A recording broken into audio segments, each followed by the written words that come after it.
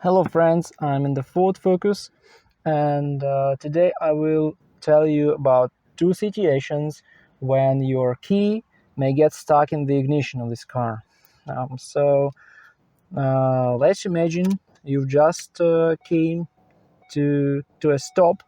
You forgot to put the shifter in the park and you want to turn off your car and take the key, but you can't, and it says you transmission not in park, select P. So this is just what you need to do. You need to look at your shifter and see that it's not in P, it may be in R, in D, in S, in whatever, and your key is blocked. You can't take it. But once you put it in P, this message is gone and you can take the key easily.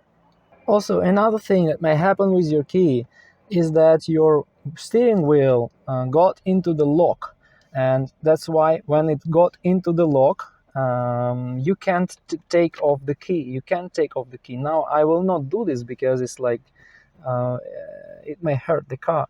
But if your steering wheel doesn't move and you can't take the key from the ignition cylinder, what you need to do is to shake the key a little and shake the wheel simultaneously, and then you will take out this key.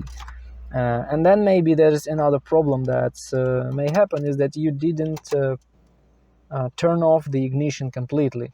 When it's in this position, for example, you will not take the key, but then if you turn it to the final position, you will easily take it out.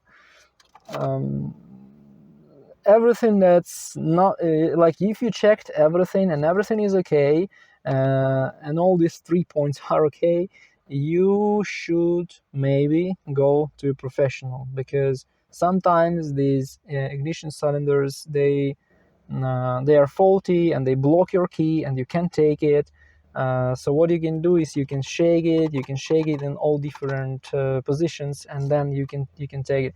If you can't, you will maybe need a dealership help, or maybe some repair shop, or you may call locksmiths, and these guys will help you, but it costs you some money.